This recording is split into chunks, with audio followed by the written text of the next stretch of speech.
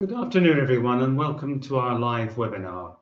My name is Brian Wall, editor of Computing Security magazine, and I'll be your moderator for this session, which is sponsored by Hornetsecurity by Proofpoint, a company that's driven by innovation and cybersecurity excellence. We're joined today by two of the leading experts in cybersecurity. Jake Moore, Global Cybersecurity Advisor at ESET, one of Europe's pioneering cybersecurity companies. Hi, Jake. Hi, thanks very much. And Dr. Yvonne Bernard, CTO at Hornetsecurity. Hi, Yvonne. Hi, nice to meet you all. Jake will provide insights into today's evolving ransomware threats, what those changes mean for those faced with such threats, and also single out the challenges that may lay ahead over the next year or so. With Hornetsecurity's Cybersecurity Trends Report 2026 at the heart of her presentation, Yvonne will be sharing with you some of the report's more troubling findings and what steps organizations can take to stay safe. The webinar will last for around 45 minutes to an hour in total, with the presentation followed by a live Q&A. So please submit any questions you would like to put forward using the questions panel that is situated in the menu on the right. I'll now hand over to our first speaker, Jake Moore of ESET. Jake. Hi, thanks very much. Yeah, it's great to be here. Just a quick, brief background for me. You can see it on the screen there, but I'll just bring that to life a bit. I spent 14 years in a police force in the UK, and for the majority of that, I was looking into digital forensics, and then I joined the cybercrime team. And I've watched the landscape in computer crime evolve over the years through VPNs, the dark web, cryptocurrencies, and of course, the huge explosion of ransomware. And over the last 7 years, I've been working for ESET, which is a huge international cybersecurity company, of which one of the big thorns in our side and everyone's side is ransomware. So I thought I'd try and bring that to life to see what I've been seeing over the last year or so and where I'm trying to potentially predict that over the next year or so. So ransomware, it continues to be this huge threat in organizations globally, and it's not going away anywhere soon. Lots of us thought it would potentially slow down around now, but of course it's not, because attackers, they're focusing on maximum impact and that pressure for that payment leverage, of which they are able to succeed so well. Now, what we have seen in the last couple of years and how it's changing, even though the battle of fantastic backups, much better segregation of data, much better training. But when we bring in this double extortion, lots of people might call it ransomware 2.0, and that's where we are seeing it as normal practice to decrypt all of that data, but also leverage that out for public exposure as well. So we might not know if many of these big companies are actually paying the ransoms, but we do tend to find out if they may have not paid it, if we then see all of that data leaked into the dark web, of which so much of it is out there. And these attacks can carry through to partners and customers as well. So it's not just a battle from the ICO saying, what have you done with all this data? It's that real issue with the incredible amount of data that's out there, because they are able to, say, get their data back through much better processes in restoration. But we're also seeing a huge increase in ransomware as a service. It continues with very polished models, much more underground, but far easier to get hold of. And we're even finding that much younger people are testing out their skill set with these very easy kits, from phishing kits that you can go and buy as these services, through AI as a service, and therefore ransomware as a service, coupled up with all of the skill sets that are out there already. Seeing teams come together, we're seeing it much more widespread. But when that's so widespread falls into the supply chain, that's where we're seeing also major issues. Where we speak to many different industries, they always want to say which industry is the big hit. Where are we going to find it? Is it healthcare? Is it transport? It's very difficult to really pin down which industry they're going for. Of course, they're going after the big names. That's what got so much coverage in the press last year from Marks and Spencer's, Jaguar Land Rover, which we're still seeing big issues from. A lot of the retail industry, and a lot of people were asking us, is it just the retail industry that they're after? But it's not. The big names are going to be glorified. They might have bigger payouts. It might be seen as better kudos. People might want to admit it online. But it's the supply chain that we're seeing falling down into the smaller businesses. If you take the supply chain of, say, Jaguar and Land Rover, there are so many garages, for example, that were hit through that supply chain because the chain came down through different measures, not being able to, for example, type in a model number of a car into the system. But then we've got those others that are not directly targeted. Hospitals, for example, they're not going to be paying out huge payments. But St Thomas Hospital in London, which was an indirect supply chain hit, which turned into a ransomware attack, they were by no means the direct target. Like I say, they do not have the amount of funds to pay to get their data back. They just want to get back into saving lives. But the technology and sophistication is improving. We talk of faster encryptors. Then we talk about AI being everywhere. I say that with a little pinch of salt because AI is just an extra tool in their toolkit. But if we're, say, examining how AI is being used to generate better phishing techniques, automated at scale, and in the likes of, say, social engineering, that's where we're seeing these extra tools which we hadn't seen before. So when we come to things like training staff, it's another angle which they may not be aware of. So a lot of what I do is ethical hacking to prove what I've been able to, say, infiltrate. And I've been able to do that with stealing the voice of people. For example, last year, I was able to, with permission, steal the voice of the CEO of a business. With permission, again, I then stole his phone number. I did a SIM swap attack on the number. I then stole his WhatsApp. I then sent a voice note, simply creating a voice clone of him through very simple tools. 11 Labs, for example, doesn't need any consent to go and clone any voice. And I sent that through a voice note into the thread of to the financial director in the company, requesting money to be sent. With permission that I was given from the CEO, the money did then go through into my personal account. Of course, I gave the money back, but this was to prove a point. And this is where AI can be excelled into creating much, much better direct targeted phishing attacks. You might think, well, where's that go towards ransomware? But this is because we're still seeing around 80% of cyber attacks do still start with phishing. Generally, that's email phishing. But if you can get through to them with a voice that you might approve instantly in your head, and you verify it very quickly, particularly when it's coupled up with a piece of information that you already know, and you think that no one else would know that. For example, I did that with looking at their social media, so I knew where the boss was, and I added that into my voice note. That can be very powerful. On top of that, I've only recently, in the last few months, been doing deep fake swapping of faces in interviews and trying to get myself into companies getting these remote jobs.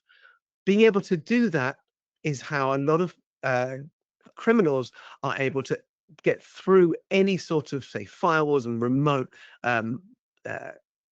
securities, because they're able to break in from the inside. From there, then, of course, ransomware can explode very easily. Now, I take that from what the North Koreans were doing. Now, the North Koreans might not be on your radar into your specific business, but to prove this is another attack vector, which we weren't even thinking about 5 years ago, I can only see that excel in the next couple of years. We're already seeing around, this is a quote that I read in the press recently, around 17% of job interviews are thought to be AI generated at some stage, from the CV right the way through to applying for them. We haven't got the stats out on the faces yet, but the fact I was able to do that proves that this is where some of these things are breaking down, and we need not just better staff education, but of course better defenses as well. So moving on, just to finish off, the more organizations, they are declining to pay, but regulation guidance and insurance changes are happening at the moment. Regulation is very slow, but at least there's cyber insurance. I wholly recommend cyber insurance, but it is very bespoke. You need to get all your ducks in a row, tick everything off, and get that targeted to your business to tighten those requirements, which does prove that it does reduce those payouts. But that's simply because it's saying if you've got the security on board, then you are very unlikely to actually ever even need the insurance, because the ransomware will probably not ever erupt and cause all that damage. So that's a simple 10 minutes from me. I'm going to pass on now to Yvonne, who's got a very nice presentation, and I'll hopefully come back at the end to tackle some questions that you might have for us as well. So thank you. Thanks, Jake. And welcome, Yvonne. Thank you. Yeah, today I would like to share some insights from our very huge Cybersecurity Report 2026. It's just an excerpt because we're limited in time, but there are a few findings I would like to share with you. Basically, the background of this research is that we did two things. We analyzed data from 2025 to do projections for 2026. And on the other hand, what we did was asking some key people, especially CISOs, CIOs, CEOs, about their feelings on certain areas that we would like to cover. The report is publicly available and can be sent out on request afterwards. So basically, I would like to focus on two things: the common attack vectors in 2025 and the impact of AI, which I know is in everybody's heads and minds. And first, let me concentrate on the attack surface. So the volume and sophistication of threats grew faster than most security teams could adapt to. It's often said that the volume only increases, but the problem is rather the sophistication, because you can cope with volume if you have a standardized security solution. The volume is not the issue, it can catch it, but the sophistication, as Jake already pointed out, the steered attacks, targeted attacks, whaling attacks to really go through the insights of the company. This is really the one where we saw in the report the biggest issues. So mainly phishing, malware email search by 130%, scams increased by 34%, phishing attempts are always on top, but still rose by 20% within a year. And as Jake also pointed out, ransomware did not decrease, it increased by 24%, with organizations really being reported a victim of ransomware attacks. You're probably wondering that the sum of all the percentages is bigger than 100. Yes, because you can fall to more than just one attack vector. So it's really a big threat landscape out there, and there's a lot, not just phishing, but really compromised credentials, exploited vulnerabilities that you probably have in your system for a year without noticing, and compromised endpoints, which also grew quite a lot. So attack vectors are still first number one email, but also your endpoints, your vulnerabilities. So there's a lot to look out for to really feel secure.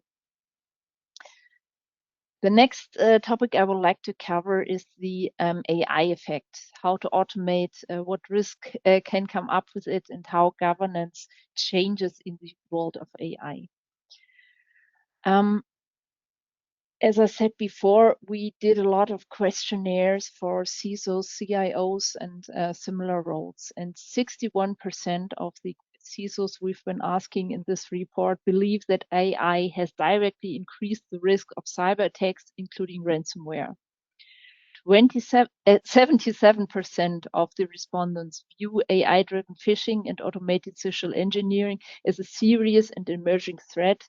And 68% of these questioned people and their organizations are accelerating investment in AI-powered detection and analytics tool. This is probably also referring a bit to the arms race that we have. Attackers optimizing, automating everything using AI, and at the same time, we as vendors, but also companies really try to cope with this increased amount of not only quantity but also quality by adapting AI to really scale the protection of their business and their security. Again, there was no one bullet, so you could also say yes to several topics. So we have more than 100% in total. But I think we really get CISOs are worried, CISOs see the problem.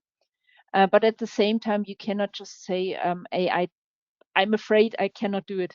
I think you have to find a way how to govern AI nowadays business.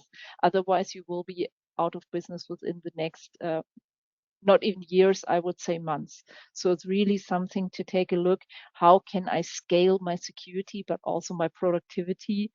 And this is really a challenge that we see. Managing the speed of AI adoption, both on the attacker side, but also on the competitor side. So everyone who's doing your same job as you do will use AI to be more productive, and harnessing the defensive capabilities while mitigating the risk of uncontrolled use. If you, for instance, went into using Copilot without any governance within, you're probably surprised in the very beginning what kind of data you have access to. You were probably not aware beforehand because the data was just not so visible. And once you really have a way through all this amount of data, it's really impressive what you have access to. And it really shows that you need to steer who has permission to what role changes requires changes in access levels, and really orchestrating all this access to data. As I said before, this is just a very small glimpse of our cybersecurity report. The whole report can be sent out afterwards to really have a deeper look, more thorough analysis on the attack vectors, but also some, I would say, suggestions how to mitigate and how to navigate in this world of increasing threats, quantity and quality. And yeah, looking forward to a thorough discussion now. Thank you, Yvonne. That's great. Really appreciate it. And there's some very interesting and sometimes very worrying points raised by both yourself and Jake, but also some comforting thoughts, I think, in how people can help best protect themselves and move forward.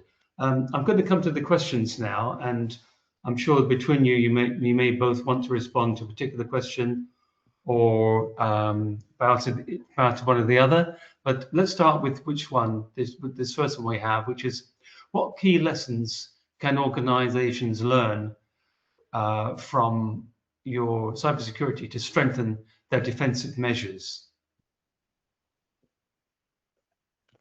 Maybe I can start, and Jake, you go second. So I think I can really refer to Jake in this regard, because I think on the one hand, it's really strengthened the technical capabilities of detection, of anomaly detection, and not just going forward with the known threats, but really also looking into what looks suspicious. We don't know yet what it is, but it's somehow not the way the traffic has been yesterday, so there's something weird. And on the other hand, really strengthen the capabilities of employees to detect certain weird situations, to really be able to navigate through this cybersecurity world that we are in. So security awareness training, phishing simulations. I'm aware that watching all those e-training videos might be not the everyone's favorite idea, but in the end, it's just a building block. And I think strengthening that with some additional simulations, some tests, some probably also really tests on how do we react if something goes wrong. What is our mitigation plan? Not just having a backup plan, but testing recovery upfront and not when it happens, to really not only increase security, but also resilience to really get the company back into whatever is the desired state, because assume you will be attacked. Yeah, absolutely agree with that. It is inevitable. You have to plan for that impact. I love speaking to businesses that have told me that they've carried out their simulation attacks, usually with their mouth wide open, shocked at how they were able to be penetrated so easily. And it's usually those simple ways in that they'd never thought of. So often we're looking at the huge problems, but not looking at the window completely wide open right next to us that's on simple view. And so it's not just about prevention, but it really is making sure that those simple things are ready. In testing, you'll find out so much about your business. And it's not just one-off as well. I love it again, speaking to companies that are doing this regularly. They'll still find that another company was to be able to get in the year later. It's not just about backup. They might think, well, we've got everything backed up. They're thinking with that, say, fire mentality, that if our business burnt down, we could still be okay because we've got everything completely segregated, which is fantastic. But then they're not thinking of that situation where, oh, they stole the information before they burnt everything down. So it's the small things, the patches, the getting everyone on board. Again, I love it when I speak to companies that are talking to their staff regularly about how to train them and make it fun, make it interesting, getting different speakers in from all different types of security, and to make it relevant. So they go and have those chats away from the bosses amongst themselves, and they make it a culture. And then from simple things to offering password managers out to everyone, so they can use that in their, say, only in their own time as well, then that also helps, just raising that awareness. But everything together, this is where cyber insurance can come in, because, like I say, it's a really good tick box exercise, and I love seeing all those ticks being ticked off. Great. Maybe I can add to that. Yes. I fully agree with the cyber insurance, because basically it forces you. It forces you to think about email security. It forces you to think about backup. You will not get an insurance without having at least the absolute minimum of security and governance implemented. And it's really something, on the one hand, you can sleep better at night because you know you have an insurance. But on the other hand, you can sleep better at night because you know you have the basics covered. Otherwise, the insurance wouldn't have taken you on as a customer. Great. Okay. Well, I think this one is really following on in many ways from some of the things you've talked about there, because it also deals with taking out insurance. But there's the questioner that's been put forward is a lot of talk about CICOs, CIOs, CEOs, but we're lost on how SMEs can combat this when they are the vulnerable parts of the supply chain with no backup. And it goes on to say that the costs of consultancy and insurance is largely pricing out the smaller organizations. So I guess it's really saying, what can be done about that, and where do they come into the equation? Well, for me, what I've seen is the bespoke angle that we've been talking about with insurance. If it is largely pricing out those smaller organizations, you might find that that's because they've got a lot to patch. It's not just about making sure that the devices are up to date. There might be so much more.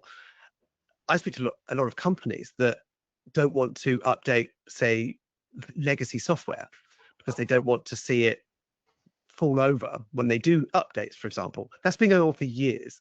I really have been seeing that for over 10 years, where they don't want to update, what they've got on there because it might fall over. And then by the time when they really do need it, or the legacy software really has come to an end, then they are priced out.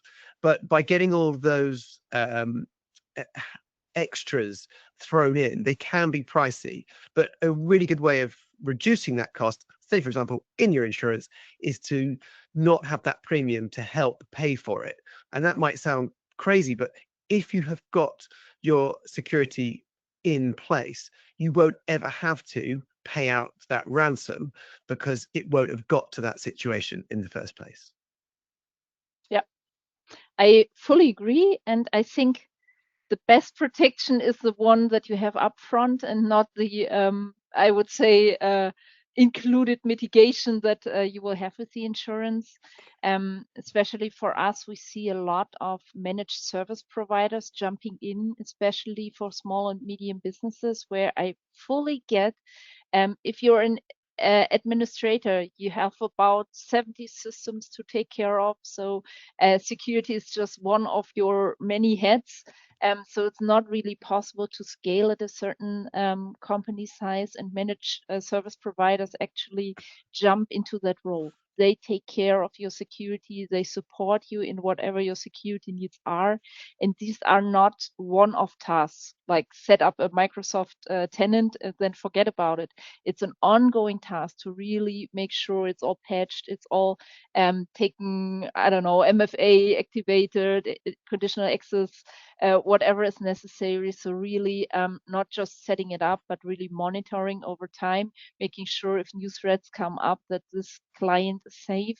And for me, managed service providers would be the answer. And there, I know the price models are adjusted to the size. So it really, it's maybe a per user size. So if you're just 3 or 5 people, it will not be so expensive that you cannot cover for it. So better invest upfront than invest into insurance you probably won't even get at the level of security you are at, and really make sure your attack vectors are minimized rather than making sure your insurance is big.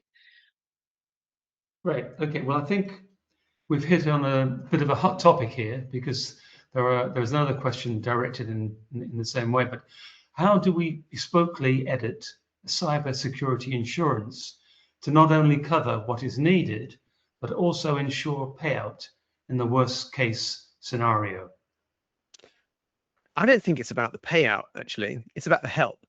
So if you speak to some incredible insurers out there, they will talk to you about who you need at your time of need. I like to think of it like the Reservoir Dogs team. So you get all the different guys, and they've all got the different colors, right? And they all jump in and say, well, I got this, I got that, I got your branding sorted, I've got your ICO help, I've got your how you turn this into a positive, and then you've got the people that will actually clean it up.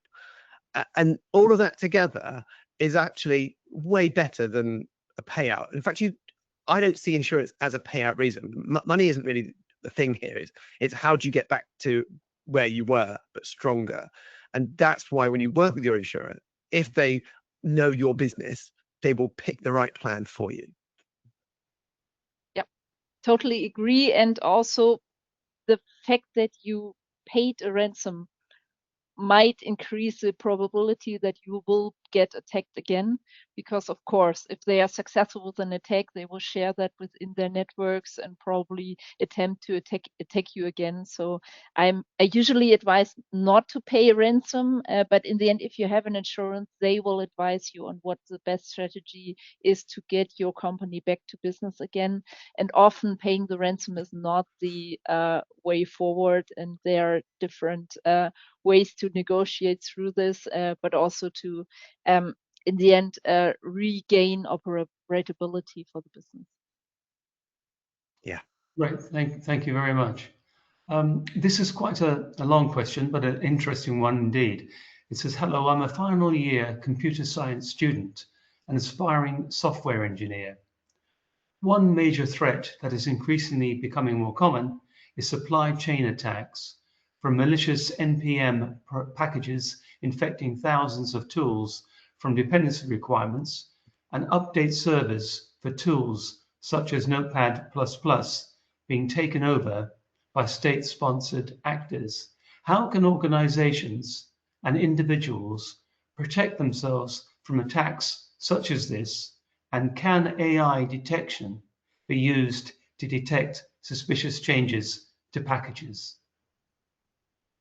Well, I'm certainly seeing AI being used in all security products now. I mean, they've been used in the form of machine learning for 20 years, particularly with our products. And now we are bold enough to say they've got AI in them just because everyone else is saying everything else is AI powered. But this is the fight between AI tools from both sides. And of course, that is happening. I just see that as security going forwards now. If you're thinking state-sponsored actors, this is down to what your business really is. Not all companies get affected by state-sponsored attackers, unless they might be then caught up in that supply chain. But that comes down to your analysis of all the businesses that you deal with.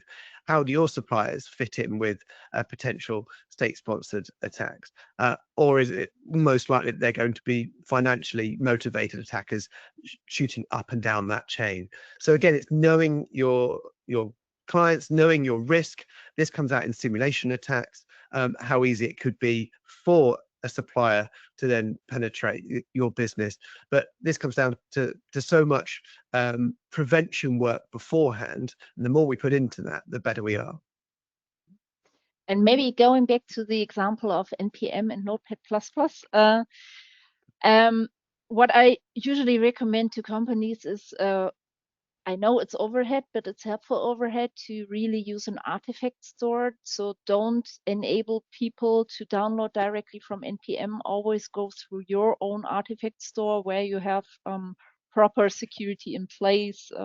There are tools out there to really make sure that the packages that you have in your artifact store are scanned beforehand, are scanned continuously, and your employees or your systems can only download data from your artifact store rather than directly from NPM. That's one measure. So you are in control what is actually being deployed to your systems. And the other measure from a researcher perspective, this is actually an ongoing research we're also a bit included in. It's actually finding anomalies within submissions to NPM. So really seeing what's weird when it's coming from different IPs and the time zones, some anomalies in submissions to certain packages. It's not guaranteed that this will always work, but it of course helps to increase the probability. And Notepad, it's a great example of a very simple tool. Basically, it was the simplest way of making a text file visible in the very beginning, and having people build up on top of that. So you really come up with a second version of Word with ways to execute scripts from within. And this way, actually building potential backdoors within Notepad, which was never intended to be used at that scale and with that, I would say, capabilities and threat vectors being opened by extending a simple viewer to a holistic application and editor capability. Excellent, thank you. The next question is quite a brief one, but it says, what key lessons can organizations learn to strengthen their defensive measures? And I agree, I recognize that's quite a broad question. They actually say learn from it, so I'm not quite sure what direction that's going in, whether it means the report but let's just take it generally about strengthening measures that you can take to increase your defenses. Are there any specific ones, or is it a whole range of things that need to be implemented and balanced? Well, for me, yeah, the simulation will bring that to life, and it'll probably say keep your backups offline, and test the restoration. I know that I've been part of restorations when they've gone wrong. So you might think, oh, we're okay, we've got a backup. And lockdown admin privileges, training staff, they would be my top tips, but an update as regularly as possible. Okay. And anything to add to that, Yvonne? Basically fully agree. Maybe multi-factor authentication wherever applicable, conditional access, so really making sure that people only can log in from certain areas where your people are actually living and working from. Sometimes it's those simple things that even if one user is somehow affected, he cannot escalate privileges, as Jake already mentioned, really making sure to minimize the vector there. So it's very often the simple things that go wrong, that go from a simple attack to lateral movement and so on. So really taking care of the basics, absolutely. Okay. Okay. Someone's asking here, on the terminal server, a phishing email is sometimes enough to get access to the desktop. Should organizations move to web apps where the application runs remote and the server is harder to compromise from a user? Yeah, I guess so, if it's done properly. Yeah, so there's no silver bullet. I hate that term, but there's no perfect option here. Because well, phishing still works with credential theft very easily anyway. Even with MFA, people can still get pushed over. Criminals are looking for the easiest way. Let's remember that they might not look for the terminal if it's harder to get to, when there's a contractor who doesn't give a hoot about their credentials. They're only there for, I don't know, 6 months on a contract. I would go for that person because criminals are lazy. And so really it's about what's the easiest way in, whether that be to do with stealing credentials, trying to get the MFA codes back to them, bombarding them with requests until they approve it. Yeah, they're looking for ease.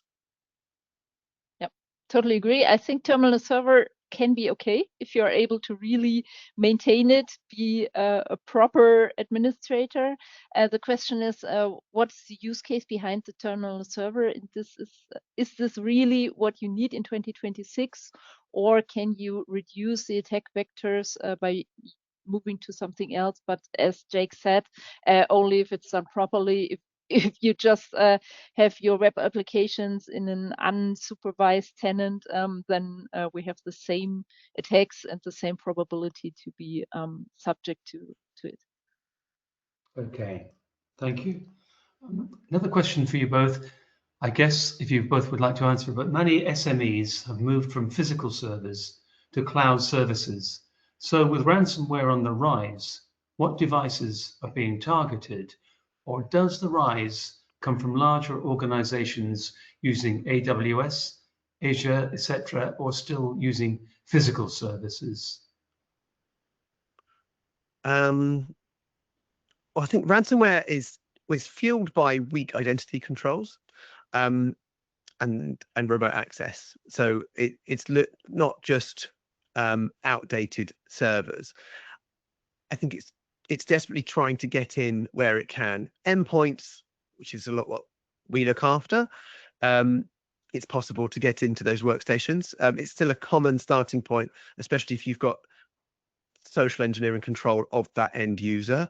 But really, it comes down to where those weak points are. To think like a criminal, you'll catch where they're going to enter. So if we're talking cloud, for example, increasingly being attacked through compromised credentials or exposed APIs or whatever it is, that's the easy option. And this is, as a whole, what we're seeing more of because those criminals are lazy. We are always going to see the bigger groups who really know what they're doing, if they're working with other big groups as well. But really, it's whoever's left the back door open. Totally agree. I think with moving to the cloud, you probably have a bigger probability to be subject to these supply chain attacks that Jake was mentioning very early in the talk. But on the other hand, you are less prone to certain attacks on your, I would say, physical system. So either or, in the end, ransomware is agnostic where it's running. If it gets your credentials, then you're screwed anyway. Yeah. Okay. Yeah. Another question for you. With the speed at which AI is being adopted and developed, governance is very much lagging behind. Is there a danger that we are in a period where technical controls efficiency will reduce and attacks will become more complex, yet easier to craft? Am I being pessimistic, or is this a very dangerous time? And where is the best ROI for security controls? Do you want to start, Yvonne? Yeah, actually, we're already there. I think one of the first adopters of AI were the attackers, because basically they didn't have to pass any legal tests. They didn't have to get approval from anyone. They just started when the tools were available, and we see the massive improvements of AI, I think within weeks. It's crazy how fast the things get, from, I would say, rebuilding a script to doing whole projects on their own with agentic AI and all the interfaces in between. So I believe we're already in this type of situation where we really have to be careful to not expose data that can be exploited without knowing about it, because some of our systems are actually rebuilding their structure from within. And I think governance of AI is really something we have to take care as organizations. But again, the attackers were faster with AI adoption than the usual customers. I think AI has definitely lowered that barrier to so many people wanting to test it out. But we've also got to remember that so many of our products have been using AI as well. So what we're seeing now is lots of people go, wow, I've never seen AI before. Like, it's only been around 3 years, because a lot of people might think AI has only really been around since ChatGPT 3.5, I think it was. But of course, it's been around so much longer.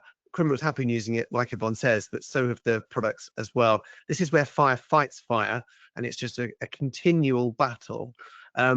Yeah, we're seeing on the surface level, phishing and social engineering, recon, anything that can be done relatively at scale and automated. It looks impressive, and it's an incredible tool for them to have in their toolkit. But really, they're able to continually fight. But they've been able to do that before with scripting, with the same powerful computers that we've seen evolve over the last few years as well. It's just that intelligent part. But to give credit to criminals, they've been pretty intelligent already. So I haven't seen it explode yet. Of course, it's on the up on that scale, but with the right products in place that we're all putting everywhere, we can mitigate that risk. And it's all about mitigation and continually improving where those security products do evolve as well. Right, thank you. Here's a very broad question, but it'll probably bring to mind some key things that you've witnessed yourselves. But when we look at the list of the biggest incidents from 2025, which one stands out the most, and why, if there is a particular one? I guess it's going to be ransomware, isn't it? For 2025, you've got the stats, Yvonne, but yeah, that's where my money would be. Right. Yeah, I think from the amount ransomware, I think from the severity, from a personal point of view, it's probably the attacks that we have seen from state actors. I think has been China towards Microsoft. So really a supply chain attack, getting control over the certificates that is used for certain signings. And for me, this is a different level, because it's basically not just targeting the customer itself, but basically the supply chain, and really knowing that there are state actors on the lookout with security vendors, with vendors in general, to get basically the key to everything.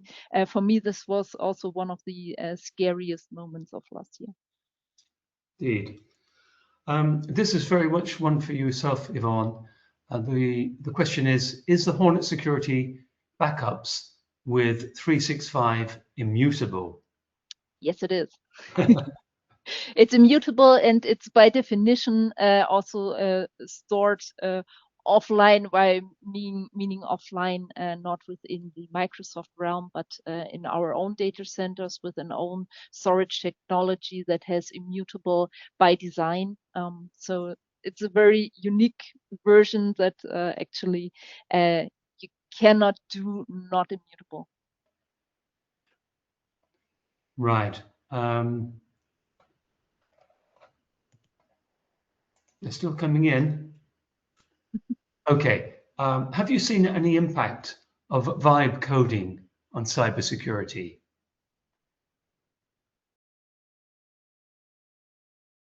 Sorry. I mean, everyone's trying vibe coding at the moment, it seems. But in terms of security, I haven't seen any specific examples yet. But it's just one of those newer tools that's exploding every week with a new version of, whether it's Claude Code or whatever. They're all fantastic, and if people are playing with them maliciously or not, I think that's actually a good sign, because we need to be learning these new tools, needing to learn how criminals may use them. But if it comes to scripting, app creation, it's not too different from what we've seen before.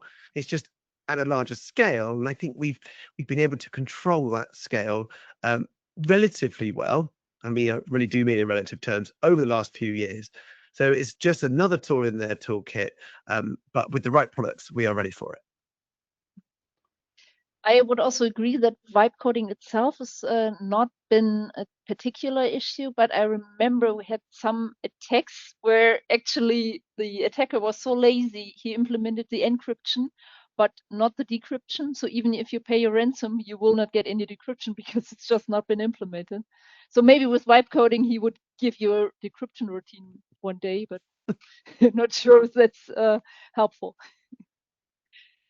Okay. This is a bit of a deciphering exercise, I think, here, or priority thingy. But which would you prioritize? Training, password management, PAM, patching, or incident response and sandboxing? It's a big list there, and I don't know if you would favor any in particular, or if you feel there's a few that or have their merits. For me, it would be down to your business. We're all different. Instant response and sandboxing is vital. Again, depending on how your business acts, whether it's can your business operate offline? When companies say that to me, that, oh yeah, we can still operate if we're actually offline for a few hours, then it can change that priority list. And then there are companies that say, well, if we're offline, we may as well just close up shop. But of course, they're all important. It's very difficult. It's so close at the top, and you'll probably find 5 different people will come up with 5 different answers of which those priorities are. But what we could probably all agree on is they're all very, very highly important, and therefore, if you can, you get them all done. Absolutely agree. Okay, thank you. Another longish question here, but a very interesting one. There has become an epidemic of customers asking for security accreditations, without which orders and future business are in jeopardy. It's apparent this is coming down the line, and customers are likely being advised they will not get accredited if they use suppliers whom they are not holding official accreditations for, I guess. Any business owner will clearly take the step they believe appropriate. It's starting to feel a bit like the quality vendor assessments of past, which made it a laughing stock. How'd you see that, Yvonne? Yeah.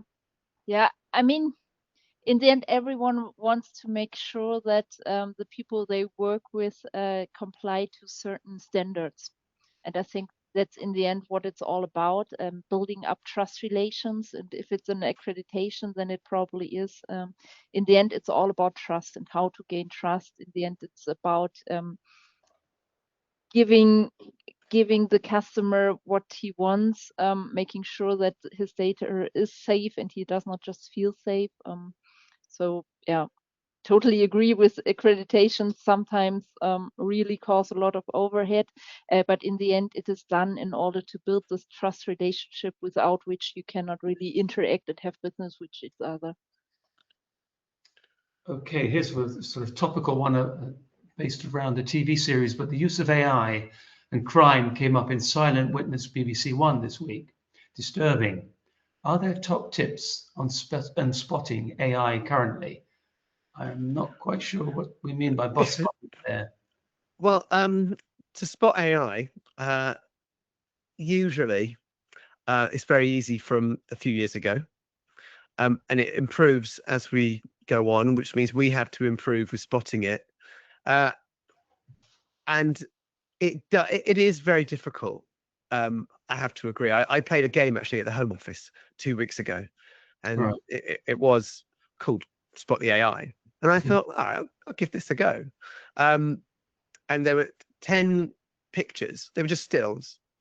And they were either AI generated or genuine. And I thought I'd be pretty good. I'm looking at AI images every day, and I got 60% right. Wow.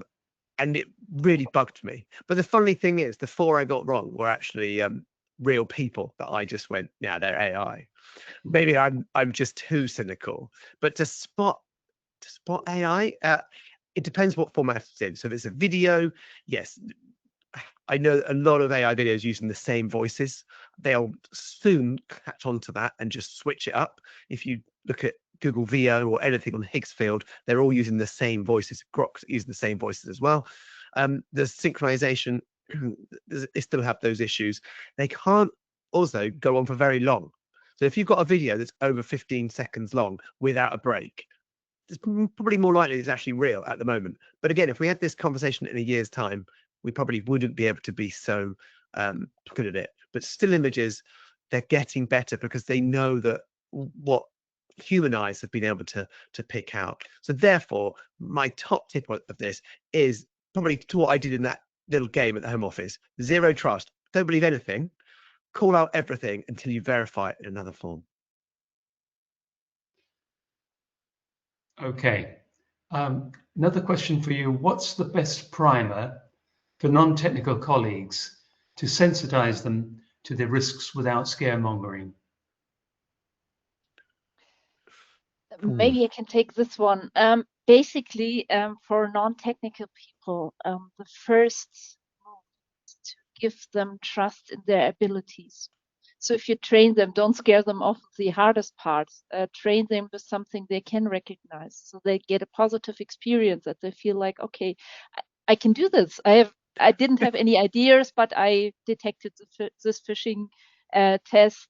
So give them some trust in their own abilities and then build on top of it. Don't try with the hardest stuff. Go with the first easy ones and motivate them by giving them some first success and then build on top of that. Yeah, that's really good. Scaremongering's been a bit of a problem a few years ago, not so much now. I haven't heard of anyone being sacked for clicking on that generic phishing link that HR sent out for a long time. But seeing cybersecurity and fraud awareness as a bit like health and safety can help. It normalizes it. Anything that normalizes what we're talking about is great. There are still going to be people that haven't got a clue what we're really talking about. Jargon, acronyms, they've got to be thrown out the window, got to talk about it in real terms. And so people do feel a part of it and they're more open to talk about it. And once they talk about it, that's when they are much safer in their organization. Okay, we're getting close to our time limit, sadly. So I'll put one more question out there for you both. Are there emerging regulations that ERP-reliant industries like construction should be preparing for in the next 12 to 24 months? Well, I'm going to pass that to Yvonne because I don't know the answer. I can maybe answer from I would say, rather European perspective. So I cannot answer for UK, but in general, I think in Europe, the Cyber Resilience Act is really something people probably don't even know what will come over for them. I know in Germany, it's really starting that government looks into it and looks into what needs to be done from everyone in the end to really roll out this from theory to practice. It's already live. It's already there, like NIS2 and GDPR. So I think Cyber Resilience Act is really the one where people are not really aware what's coming next for them. And again, if it's about small and medium businesses, I don't think they are really able to even judge what they have to do. And there again, managed service providers could be the answer to really help them scale what they need to do in the future. Great. When it comes to those new bills, though, like the UK Cybersecurity Resilience Bill, I do feel a sense of panic because these things take too long and they don't get it right. It's not until version 3 or 4 that it's been updated, but updated to when it was brought out. So I take all of these bills with a pinch of salt. I feel sorry for you if you have to deal with them on a daily basis. But yeah, they are probably a pain in your side. Okay, well, thank you. Well, thank you both, Yvonne and Jake, for sharing your thoughts and your insights today. It's been really interesting session. I think people will hopefully take a lot away from it. And thank you to everyone who joined this webinar as well. So on behalf of Computing Security and Hornetsecurity by Proofpoint and ESET, we hope to see you again soon. Don't forget to subscribe to the magazine, by the way, if you haven't already, to stay up to date with the latest news and also be the first to hear about any upcoming webinars. So stay safe online, and we look forward to welcoming you back to another webinar soon. Thank you, everyone. Thank you. It's been a pleasure. Thank you.